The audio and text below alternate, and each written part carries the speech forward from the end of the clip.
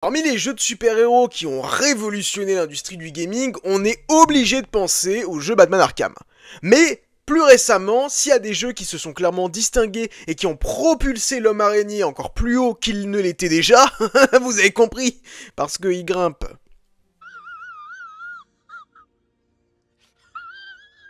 C'est bien les jeux Marvel Spider-Man de Insomniac, Marvel Spider-Man 1, Marvel Spider-Man Miles Morales et Marvel Spider-Man 2. Eh bien, vous le savez sûrement, mais il y a un Marvel Spider-Man 3 qui est également en préparation de Final Chapter, le chapitre final comme était teasé dans la scène post-crédit entre Norman Osborn et Otto Octavius.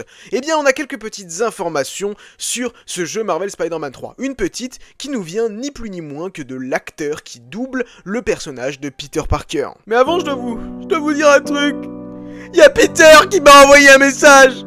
Il a dit que si vous vous abonniez pas à la chaîne de Nightverse, c'est moi. Il serait pas présent dans Marvel Spider-Man 3.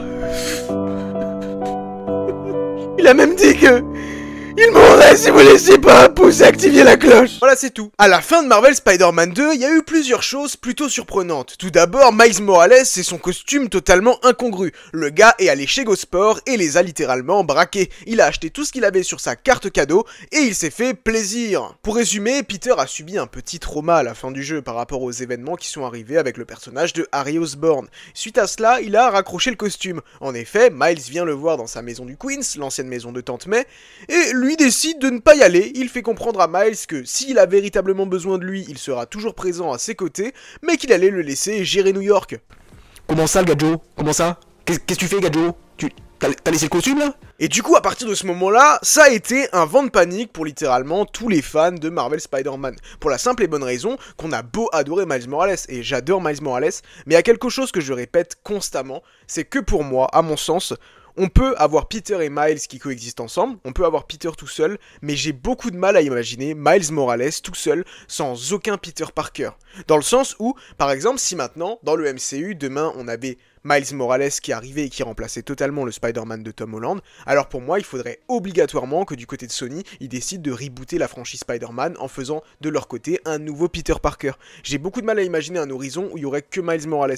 Même si j'adore Miles Morales, vraiment j'adore ce personnage, je le trouve juste génial, et si vraiment j'ai appris à l'apprécier, c'est surtout grâce au film d'animation, on va pas se mentir, bien que celui du jeu, je l'apprécie énormément, notamment avec le nouveau doublage, il me semble, de Grégory Le Rigab, j'espère que j'ai bien prononcé son nom, dans le deuxième jeu, qui est juste clairement un upgrade de fou. Mais néanmoins, on a véritablement besoin d'avoir un Peter Parker, surtout dans cette franchise où il y a un Final Chapter, on veut pas que ce soit un Final Chapter uniquement avec Miles Morales, sans trop de Peter Parker. Eh bien, l'acteur nous a rassurés, puisqu'il nous a appris que Peter aurait le rôle central, serait un des rôles principaux, et comme dit central, de ce dernier jeu.